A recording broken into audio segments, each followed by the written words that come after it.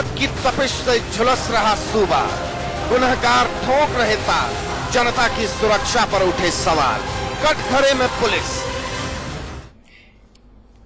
NCRB के आंकड़ों ने सूबे में अपराध की नई इबारत लिख दी है। महिला अपराध के मामले में सूबा तीसरे नंबर पर है, तो महज एक महीने में 140 कत्ल के वारदात को अंजाम दिया गया। अब यह सवाल है कि यह आंकड़े क्या बताते हैं और इन्हें कैसे रोका जा सकता है। आज बिग बुलेटिन में हम इस मुद्दे पर चर्चा करेंगे और इस चर्चा की शुरुआत करें उससे पहले आप ये रिपोर्ट देखिए। महिला अपराध के मामले में तीसरे नंबर पर राजस्थान। सिर्फ महिलाएं नहीं, पुरुष भी सूबे में खुद को असुरक्षित महसूस करने लगे हैं। क्या आप सोच सकते हैं कि महज एक महीने में 140 मर्डर की वारदात को अंजाम दिया गया। एक महीने में 140 मर्डर। रिपोर्ट के मुताबिक महज मार्च में ही 140 कत्ल की वारदात को अंजाम दिया और ये आंकड़े एनसीआरबी ने जारी किए हैं। नेशनल क्राइम रिकॉर्ड ब्यूरो के मुताबिक 4 महीने में 439 कत्ल हुए, 1015 रेप के मामले दर्ज हुए, 1647 अपहरण के केस दर्ज हुए। महिला खुद को असुरक्षित महसूस कर रही है। सूबे में हत्या का ग्राफ भी लगातार बढ़ रहा है। हालांकि क्राइम के बढ़ते ग्राफ की वजह से गृह मंत्री गुलाबचंद कटारिया चिंतित हैं। हाँ, ये बात सच है कि 13 से 14 में अपराध जो है वो बढ़ा है 7%, लेकिन 12 से अगर उनके शासन से ही तुलना करें वो अपने 13 के शासन को, तो अपराध की वृद्धि हुई 14%। सरकार एक जो प्रशासनिक ढांचा और पुलिस प्रशासनिक ढांचा है वो बिल्कुल चरमरा गया है। इनका कहीं कोई उस पर अंकुश नहीं है। हमने बिल्कुल सही कहा है कि सरकार को इसके बारे में सचेत रहना चाहिए और बहुत गंभीरता से सोचना चाहिए। देखिए, इस बार पिछली बार की तुलना में अपराधों में कमी आई है, जो कि रिकॉर्ड से भी बहुत ही क्लियर है। और इस बार लगातार हम ये प्रयास कर रहे हैं कि जहां भी वारदात हो उसे जल्दी से जल्दी खोला जा सके। अपराधी सूबे की फिजाओं को खराब कर रहे हैं और पुलिस बेबस दिखाई दे रही है। इससे भी ज्यादा चिंता सरकार की है कि इन आंकड़ों का जवाब सरकार कैसे देगी।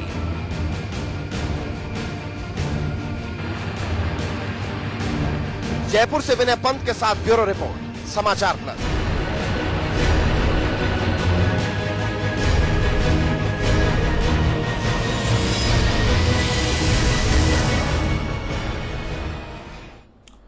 तो रिपोर्ट आपने देख ली। अब सवाल ही उठता है कि आखिरकार जो वायदे वर्तमान सरकार की ओर से चुनाव से पहले किए गए थे, क्या उन वायदों पर सरकार खरी उतरी है? क्या जनता खुद को सुरक्षित महसूस कर पा रही है? क्योंकि आंकड़े इसकी गवाही नहीं दे रहे हैं। आज इस मुद्दे पर हम चर्चा करेंगे। इस चर्चा मेरे साथ राजेंद्र सिंह, पूर्व पुलिस अधिकारी, निशा सिद्धू, सामाजिक कार्यकर्ता, और लक्ष्मीकांत भारद्वाज, भारतीय जनता पार्टी के नेता इस चर्चा में जुड़ रहे हैं। आप तीनों का स्वागत है। अब मेरे साथ हमारे मैनेजिंग एडिटर अमिताभ अग्निहोत्री जी भी इस चर्चा में जुड़ रहे हैं। मेरा पहला सवाल लक्ष्मीकांत भारद्वाज साहब आपसे ही है, क्योंकि वर्तमान में सरकार आपकी है। आखिरकार कैसे इन आंकड़ों को देखने के बाद कोई कहेगा कि मैं राजस्थान में सुरक्षित हूं? देखिए, यह निश्चित रूप से चिंताजनक है। किसी भी प्रदेश में अपराध का आंकड़ा बढ़ना, पिछले 2-3 साल में अपराध का आंकड़ा बढ़ा है। वो कांग्रेस के शासन से बढ़ना शुरू हुआ और भारतीय जनता पार्टी के शासन में आकर स्थिर हुआ। मैं ये तो नहीं कहूंगा कि अपराध नहीं बढ़ रहे, लेकिन मैं ये जरूर कहूंगा कि सरकार की मंशा अपराध को रोकने में है और अपराधियों को गिरफ्तार करने में है। जितने भी वारदात, बड़ी वारदात जो प्रदेश के राजधानी में और प्रदेश में हुई है, मैं निश्चित रूप से एक बात ये कहना चाहता हूं कि अपराधी शिकंजों के पीछे है। अपराधी को पुलिस ने पकड़ा है, कानून उनको सजा दिला रही है, लेकिन अपराध फिर भी बढ़ा है। निश्चित रूप से चिंताजनक है। मुझे इस बात को मानने में कोई संशय नहीं। चलिए, आप कह रहे हैं कि अपराध हुआ, लेकिन अपराधों का पुलिस ने पर्दाफाश किया। निशा सिद्धू जी, क्या इस बात का हम इंतजार करें कि अपराध हो जाए, उसके बाद हम अपराध का पर्दाफाश करें? क्या अपराधियों के मन में कानून का खौफ बचा है? अभी है, डरते हैं खाकी को देखकर? मुझे नहीं लगता है कि इस तरह का डर और दबाव से कुछ कार्रवाई हो पाती है। ये आंकड़े लगातार बढ़ रहे हैं, चाहे पिछली सरकार हो चाहे अब की सरकार हो। उसको रोकने के, जो रोकथाम के प्रभावी कदम उठाए जाने चाहिए थे, उसके प्रयासों में कमी है या ना काफी प्रयास है, ये मैं कहना चाहती हूँ। और सचमुच कार्रवाई हो जाती तो लोग अभी हर थाना और हर अधिकारी के दरवाजे पे जनता दरबार लगाने की आवश्यकता नहीं थी। आप मुख्यमंत्री के यहाँ दरबार लगता है और बड़े अधिकारियों के यहाँ दरबार लगता है, और एक मंत्री जी के यहाँ पे तो सुबह 7 बजे जनता दरबार लग जाता है। अगर सब कुछ ठीक ठाक होता तो ये दरबारों की आवश्यकता ही नहीं थी। और अधिकारियों के दरवाजे हायर अथॉरिटी के पास जा रहे हैं लोग, तो वो क्यों जा रहे हैं? क्योंकि नीचे कार्यवाही नहीं हो रही है। ठीक है, राजेंद्र सिंह जी, पुलिस की भूमिका भी सवालों के घेरे में है। आखिरकार क्या पुलिस अपने काम को वाकई ईमानदारी से अंजाम नहीं दे रही है? और आज भी हमने एक उदाहरण देखा चूरू केस पे, जिस तरीके से एक नाबालिग से बलात्कार, उसमें वो बात कह रहे थे। आखिरकार पुलिस की रोल आप कहां कितना देखते हैं इन चीजों में? ऐसा है धर्मराज जी, जो क्रिमिनल जस्टिस सिस्टम है हमारा पूरा चरमरा गया है। हमारी 5 स्टेजेज है। पहली है क्राइम प्रिवेंशन की, अपराध को होने से पहले रोका जाए। दूसरा, अगर अपराध हो गया तो उसका अनुसंधान बड़े तरीके से किया जाए, नई तकनीक से किया जाए, नए साधनों से किया जाए, और जितनी जल्दी हो उतनी जल्दी किया जाए। तीसरा है प्रोसिक्यूशन का। उसमें हमारा जो प्रोसिक्यूशन का ब्रांच है वो देखे कि जो जिन अपराधियों के खिलाफ चालान किया जा रहा है वो चालान सही किया जा रहा है, तथ्यों के आधार पर किया जा रहा है, साक्ष्यों के आधार पर किया जा रहा है, और गुणवत्ता के आधार पर किया जा रहा है। ये हमारी तीसरी स्टेज है। चौथी स्टेज है जुडिशियल सिस्टम। उसमें जो हालात हैं वो आपसे छिपे हुए नहीं है, जहां सजाओं का प्रतिशत लगातार कम होता जा रहा है और जो बरी होने के प्रतिशत है वो लगातार बढ़ रहा है। और जो 5वीं स्टेज है वो सजा की है, जेलों की स्थिति। जेलों की स्थिति से मैं समझता हूं कि राजस्थान नहीं पूरा देश वाकिफ है कि जेलों की क्या हालात होते जा रहे हैं। वहां पे अपराधी ठीक है अपने अपराध को जेलों में संचालित कर। बिल्कुल, आपकी बात आ गई। अमिताभ जी को इस चर्चा में मैं लेकर आऊंगा। अमिताभ जी, क्या इस स्थिति के लिए राजस्थान की आवाम तैयार थी? क्या यही बदलाव सोचा था लोगों ने? देखिए, दुनिया भर में सबसे अच्छी सरकार और सबसे अच्छी पुलिसिंग का एक ही पैमाना है। राजस्थान तो छोटी चीज है, दुनिया भर की बात मैं कह रहा हूं कि अपराध नहीं हो, अपराध होने से पूर्व अपराधी के मन में कानून का भय स्थापित हो, ये आदर्श स्थिति है। ये 100% अचीवेबल नहीं, ये भी सब जानते हैं, लेकिन इतनी भी खराब नहीं हो स्थिति। आज जो आंकड़े आए हैं वो क्या बता रहे हैं? वो आंकड़े बता रहे हैं कि 9 महिलाएं, बच्चियां राजस्थान में प्रतिदिन दुष्कर्म का शिकार हो रही। 9 आंकड़ा बता रहा है। 4 महीने की बात कर रहा हूं, 40 महीने और 40 साल और आजादी से आज तक का रिकॉर्ड नहीं बता रहा। 4 महीने में 9 बच्चियां, महिलाएं प्रतिदिन दुष्कर्म का शिकार हो रही हैं। इसको अच्छी पुलिसिंग माने, अच्छी व्यवस्था माने? नहीं। जो इसको अच्छी पुलिसिंग, अच्छी व्यवस्था माने, फिर मुझे उसकी दृष्टि पर शक होगा, फिर उसको दृष्टि दोष है। इसके लिए तो जनता तैयार नहीं। एक बात कही हमारे पुलिस के पूर्व अधिकारी राजेंद्र जी ने कि एक्विटल बहुत हो रहा है, ये लोग बरी बहुत हो रहे हैं। वो पुलिस के विभाग में काम कर चुके हैं, वो जानते हैं कि अदालतें जो निर्णय देती हैं वो निर्णय जांच अधिकारी के द्वारा प्रस्तुत साक्ष्य, गवाहियां और जांच, इसी के आधार पर मूलतः टिका होता है निर्णय। लचर जांच, लचर साक्ष्य, लचर गवाह अदालतें एक्विटल नहीं करेंगी तो क्या कर देंगी? हर दूसरे केस में तो पुलिस को फटकार लग रही है अदालत में, आईओ को दंड के खिलाफ टिप्पणी आ रही है अदालत से कि आपने अपना काम ठीक से नहीं किया। कैसे अदालतें फांसी दे दे? और जिन केसों में ठीक से जांच होती है, ठीक से चार्जशीट फ्रेम होती है, ठीक से साक्ष्य जुटाती है व्यवस्था, वहां एक्विटल नहीं है, वहां सजा है, वहां पनिशमेंट है। उठा के देख लीजिए, राष्ट्रीय अपराध ब्यूरो के जो आंकड़े हैं ये डराते हैं। कटारिया जी ने मानी इस बात को, गुलाबचंद जी ने, कि हां अपराध बढ़ा है, लेकिन मानने भर से बात नहीं बनेगी। ये पुलिस कटघरे में खड़ी है, अपराधी मैदान में ताल ठोक रहे, पुलिस कटघरे में खड़ी है। और एक बात मैं लक्ष्मीकांत जी बता दूं, डंडे से अपराध दुनिया में कभी नहीं रुका, न कभी रुकेगा गोली बंदूक से। अपराध इकबाल से रुकता है। किससे? इकबाल से। अन्यथा 2 हाथ पैर, 2 आंखें, 2 कान और 1 नाक और 1 मुंह, ये अपराधी के भी है, ये पुलिस वाले के भी है। पुलिस के कंधे पर जो वर्दी है वो उसका इकबाल तय करती है, इसलिए वो उसके साथ राजदंड होता है, राज की शक्ति उसमें सन्निहित होती है, वो इकबाल होता है, उससे इकबाल पैदा होता है। वो इकबाल जब खत्म हो जाता है पुलिस का, तो ऐसी व्यवस्था होती है जैसी दिख रही राजस्थान में। आज मैं देख रहा था अपने ही चैनल पर, राजधानी में एक आदमी का सिर को पत्थर से कुचल कुचल के मार दिया।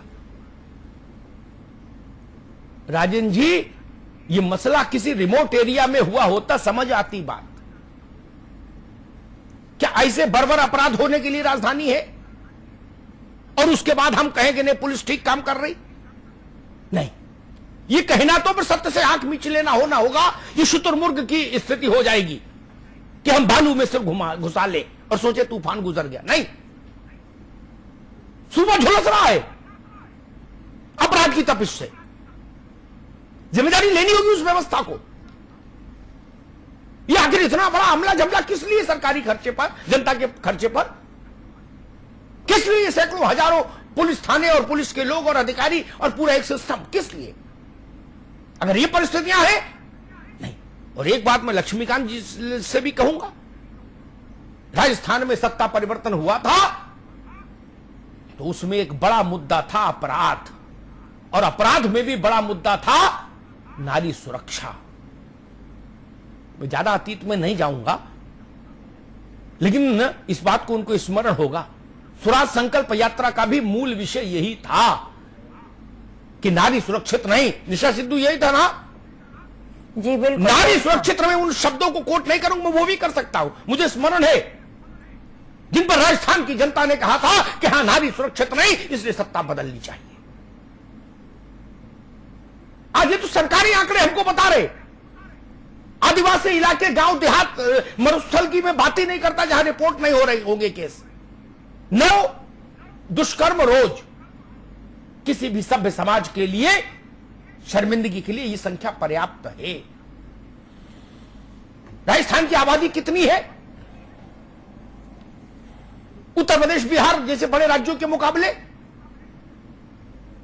और तीसरे स्थान पर है अपराध के मामले में हिंदुस्तान में। और इस एनसीआरबी के आंकड़े कहां से बनते हैं? राजन जी जानते हैं, ये आंकड़े सरकारी भेजती है, वही कंपाइल होते हैं, है ना राजन जी? यही है।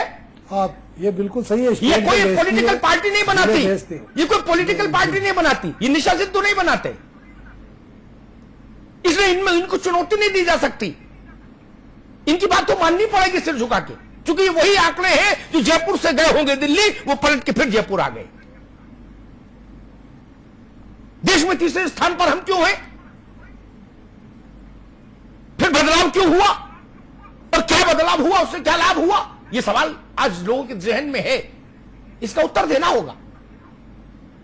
सत्ता को भी उत्तर देना होगा और व्यवस्था को भी उत्तर देना होगा। राज्य के पुलिस प्रमुख को भी उत्तर देना होगा, वो भी कटघरे में खड़े हैं। उनको कंधे पर अशोक की लाट लगाने भर के लिए थोड़ी ना तैनात किया है हम लोगों ने, उनको काम करने के लिए तैनात किया है, परिणाम देने के लिए तैनात किया है। और जिन लक्ष्मीकांत जी और जिन पुलिस अधिकारियों से अपराध नहीं थम रहे, उनको पद से हटाया जाना चाहिए। ये कोई प्रयोगशाला है क्या कि लोग मरते रहे और अपराधी और अधिकारी जमे रहे? ऐसे अधिकारियों को ले जाके दफ्तर की पोस्टिंग दीजिए, फील्ड में वो अधिकारी आए जो परिणाम दे पाए,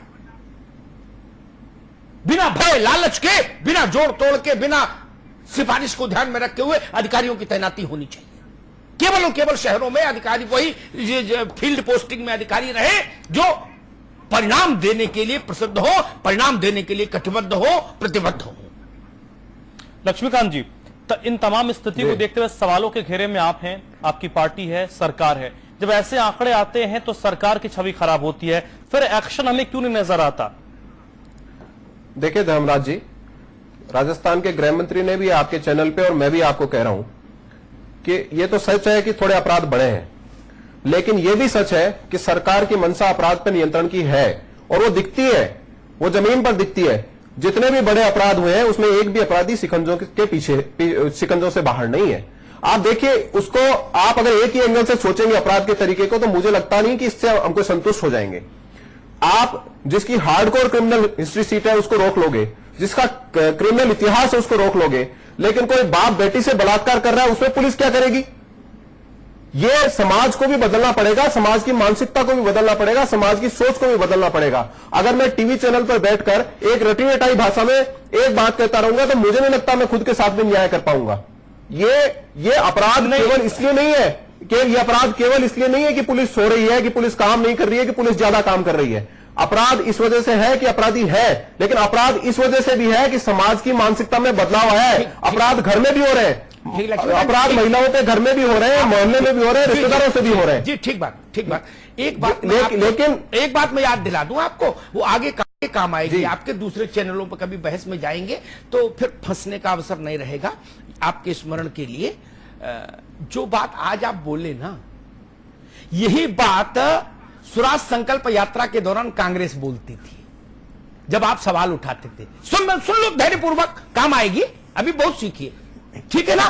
तब आप कहते थे नहीं, जिस राज्य में मां बहन बेटी की इज्जत सुरक्षित नहीं उस राज्य के मुखिया को डैश डैश डैश डैश बोलते थे। तब कांग्रेसी भी ये कहते थे समाज को बदलना होगा, ये पुलिस से नहीं रुकेगा मामला, ये गोली बंदूक से नहीं रुकेगा, समाज में परिवर्तन लाना होगा, घर घर को सुधरना होगा। तब ऐसा मुरारी बापू जैसा प्रवचन कांग्रेस देती थी। तब आप कहते थे नहीं, ये राजा की जिम्मेदारी है, इस शासन की जिम्मेदारी है, इस सरकार की जवाबदारी है, सरकार जवाबदारी से भाग नहीं सकती। तब आप ये कहते थे। देखिए सर, आप मुझसे भाषण दिलवाएंगे, आप मुझसे अगर भाषण दिलवाएंगे तो बहुत सुंदर भाषण मैं भी दे दूंगा यहां बैठ के, लेकिन मैं वो बात बताना चाहता हूं जो हकीकत है, और अगर आप उसको तोड़ मोड़ों तक कैसे भी पेश करेंगे तो वो आप सोच सकते हैं। मैं वो बोल रहा हूं जो सच है, जिससे समाज पीड़ित है। ठीक है निशा सिद्धू, ये बात जो आज सच है, ये बात तब क्यों सच नहीं थी? तब तो एक दुष्कर्म के लिए सरकार जिम्मेदार थी, एक चेन स्नेचिंग के लिए सरकार जिम्मेदार होती थी, एक अपहरण के लिए मुख्यमंत्री जिम्मेदार होते थे। निशा सिद्धू जी, अमिताभ आज समाज हो गया। आप मेरी बात को बड़े ध्यान से सुनिएगा। मैं जिस किस्से का जिक्र कर रही हूँ ये अप्रैल महीने का है, क्योंकि भाई लक्ष्मीकांत जी ये कह रहे हैं कि पुलिस क्या करेगी, पुलिस तो अपना काम कर रही है, ये समाज को रोकना होगा। हर बात का ठीकरा समाज के सिर पे नहीं हो सकता। अप्रैल महीने में एक महिला जिसका जो परिवार NRI था और 2010 में उसके पति का मर्डर हो जाता है और वो 2 बच्चे छोटे हैं, उनके साथ अपना गुजर बसर कर रही है और उस केस को भी फाइट कर रही है। उसके घर में गुंडे घुसते हैं, वो लोग उसको डराने धमकाने के लिए जो अपराधी हैं, जो उस केस में इन्वॉल्व है उसके पति के मर्डर के, और वो उनको हथियारों के साथ पुलिस को बुला के चुनावर थाना की पुलिस को पकड़वाती है। और मजेदार देखिए पुलिस का भूमिका कि वो उनको पकड़ने की बजाय इस महिला को 2 दिन के लिए जेल के अंदर भेज देती है। ये है राजस्थान की पुलिस का। और सैकड़ों केस में मेरे टिप्स पे मैं बता देती हूँ कि किस किस थाना के अंदर क्या क्या हो रहा है। तो वो तो हमसे रुक नहीं रहे हर बात के लिए कि समाज ठीक हो जाए, समाज ठीक कर ले। बेशक समाज को ठीक होना होगा, लेकिन उससे हम हमारी जिम्मेदारी से, हमारी व्यवस्थाओं को ठीक करने से बरी नहीं हो सकते। वो सरकार को ये बात समझनी पड़ेगी, उनकी जवाबदेही है। अच्छी बात है राजेंद्र सिंह जी, ये हाल उस NRI का है जो अंग्रेजी जानती है, जो संपर्क संबंध है, जिसके जो समझती है, कानून को जानती है, प्रक्रियाओं को जानती है, ठीक है ना।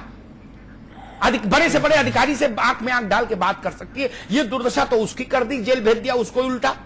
तो जो गांव में है, जो रिमोट एरियाज में है, उसकी कौन सुनवाई करेगा? ये हाल तो उस महिला का है जो DGP की आंख में आंख डाल के भी बात कर सकती है। जब उसकी ये गति बना दी पुलिस ने कि उल्टा उसी को जेल भेज दिया, तो फिर जो गांव में बैठी महिला है, जिसके साथ जाति हो रही है, जुल्म हो रहा है, उसकी सुध कौन लेगा? जिसको अपना नाम लिखना नहीं आता, जो यहां तक घूंघट रखे है, उसकी सुनवाई फिर कैसे होगी? मैं कैसे मान लूं इस पुलिस के भरोसे? राजेंद्र सिंह जी, ऐसा है कि ऐसा नहीं है कि पुलिस है वो संवेदनशील नहीं है, ये भी नहीं कह सकते कि संवेदनशील है।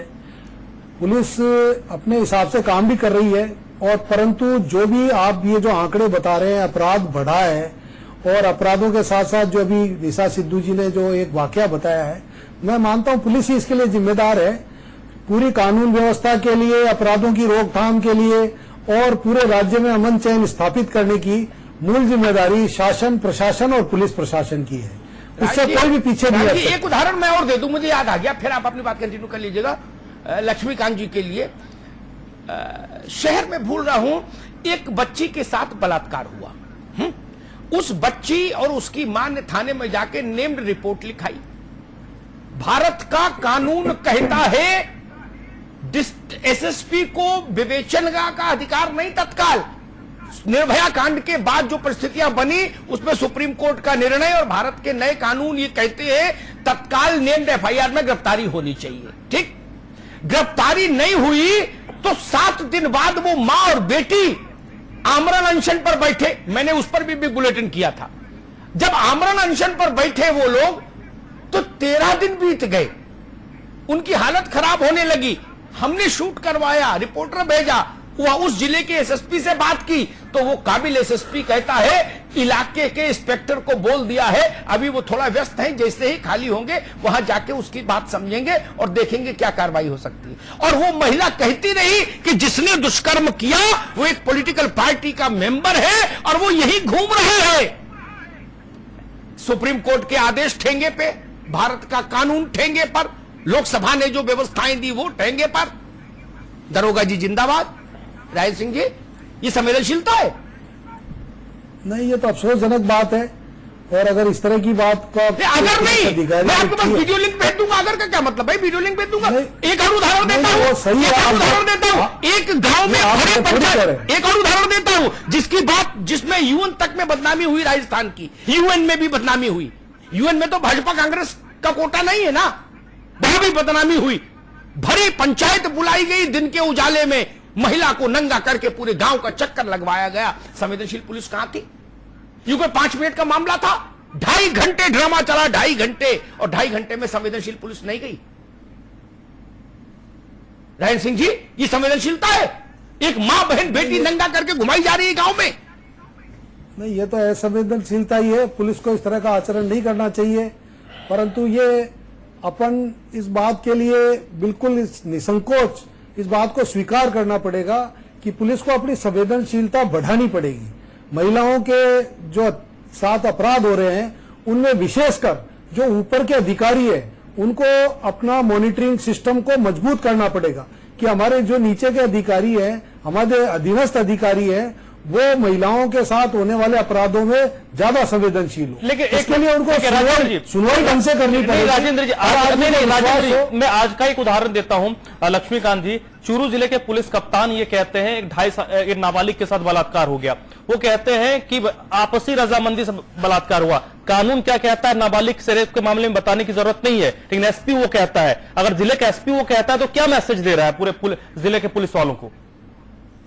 देखिए, अगर कोई एसपी इस तरह की बात कहता है तो ये आपकी भी जिम्मेदारी है कि उसको संबंधित जो उस पर कार्रवाई करने का अधिकारी व्यक्ति है उस तक वो उस बात को पहुंचाए। यही काम है हमारा, हम सुनिए सर, मैं आपके काम पे अंगुली नहीं उठा रहा हूं। मैं कह रहा हूं कि आप उस संबंधित व्यक्ति तक उस बात को पहुंचाए। मैं तो उसको सस्पेंड करने का अधिकारी नहीं हूं, लेकिन आप उस व्यक्ति तक जरूर पहुंचाए जो उसके खिलाफ कार्रवाई कर सकता हूं। मैं भी अपनी तरफ से ऐसी बात वहां तक पहुंचाने की कोशिश करूंगा। लेकिन मैं फिर आपको एक बात ईमानदारी से यहां पर कहना चाहता हूं कि केवल सनसनी मत खड़ा करिए। अगर आपको समस्या का समाधान हम सबको मिलकर तय करना है तो पुलिस पर तो जिम्मेदारी है ही है, सरकार पर तो जिम्मेदारी है ही है कि वो किसी भी व्यक्ति को अपराध करने से प्रदेश में रोके, लेकिन उसके साथ साथ समाज की भी थोड़ी जिम्मेदारी है। चलिए, समाज लक्ष्मीकांत जी, समाज अपनी जिम्मेदारी निभाएगा, लेकिन उससे पहले सरकार को भी अपनी जिम्मेदारी और पुलिस को भी अपनी जिम्मेदारी निभानी होगी। वक्त खत्म हो गया। अमिताभ जी, संपादक की टिप्पणी।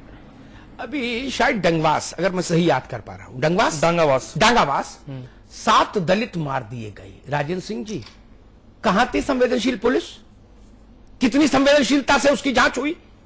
क्या निर्णायक कार्रवाई हुई?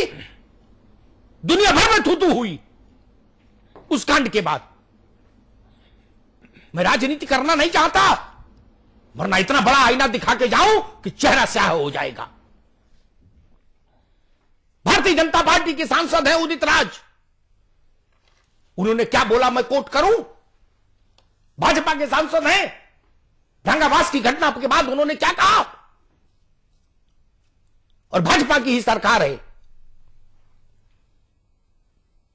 कांग्रेस के आदमी की बात नहीं कर रहा।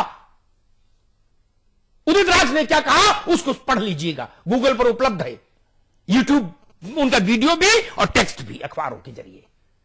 क्या कहा है, वो तो राजनीति नहीं कर रहे ना, और हमको बताया जाए सनसनी मत पैदा करिए। 15 दिन तक मां बेटी इस बात के लिए, न्याय के लिए आमरण अनशन पर बैठी रहे कि जो जिसने मेरे साथ बलात्कार किया वो मेरी आंख के सामने घूम रहा है और दरोगा कह रहा है हम गिरफ्तार नहीं करेंगे, और कहा जाए सनसनी मत पैदा करिए, जिम्मेदारी निभाइए अपनी। भाई कैसे जिम्मेदारी निभाई जाती है? हम तो यही जिम्मेदारी जानते हैं और वही कर रहे हैं। अलग जगाने का काम है हमारा, अलग जगा रहे हैं।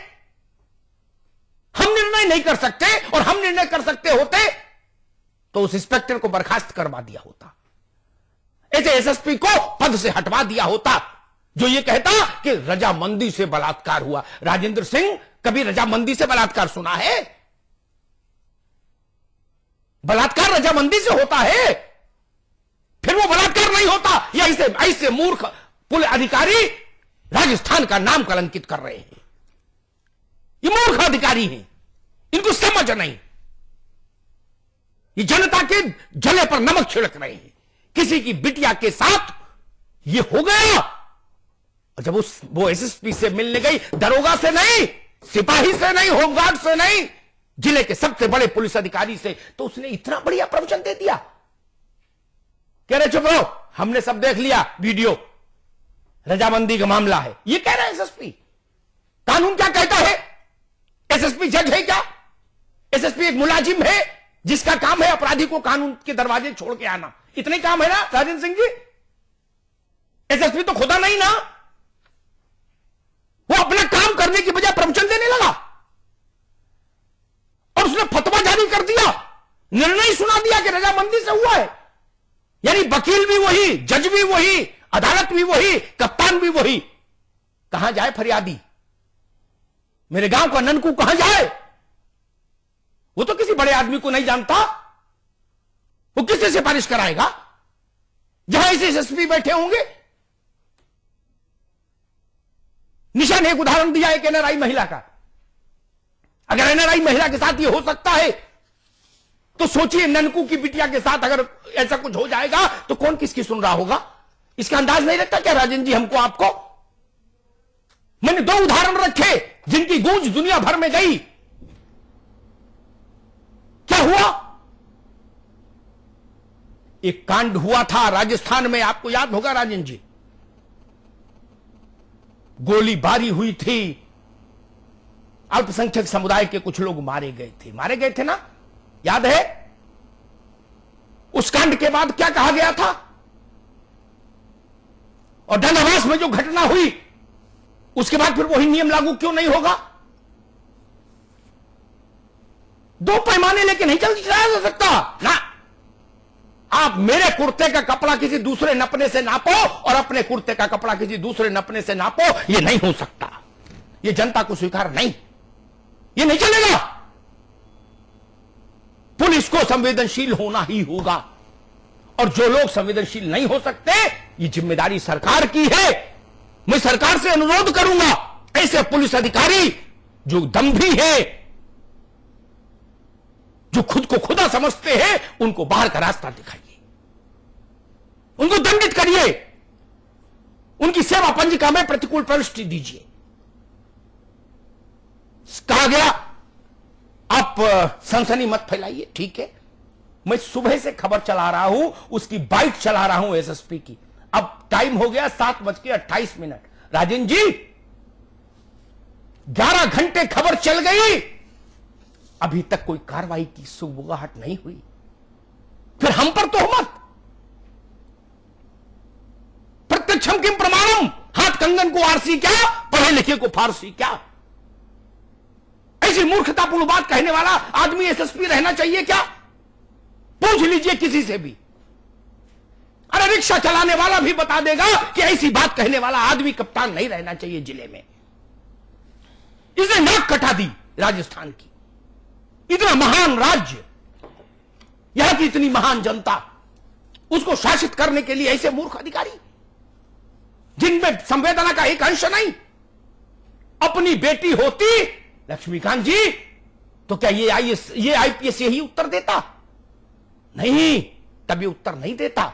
ये ज्ञान, ये प्रवचन, ये तब समझ अच्छे लगते हैं जब मामला अपना नहीं हो। निशा सिद्धू गलत तो नहीं कह रहा, अपने पर बीते तो ये कुछ अच्छा नहीं लगता।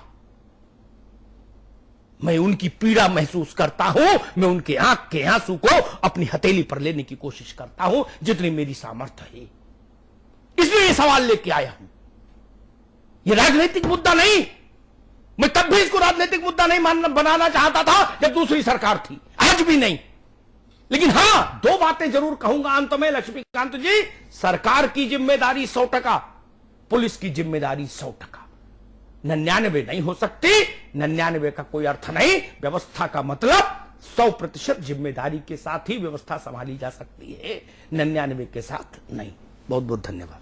तो चलिए, आज की इस चर्चा में बस इतना ही। लक्ष्मीकांत जी, बहुत बहुत शुक्रिया चर्चा में जुड़ने के लिए। निशा सिद्धू जी, आपका बहुत बहुत शुक्रिया। राजेंद्र जी, आपका बहुत बहुत शुक्रिया। अमिताभ जी, आपका बहुत बहुत शुक्रिया। तो फिलहाल बिग बुलेटिन में बस इतना ही।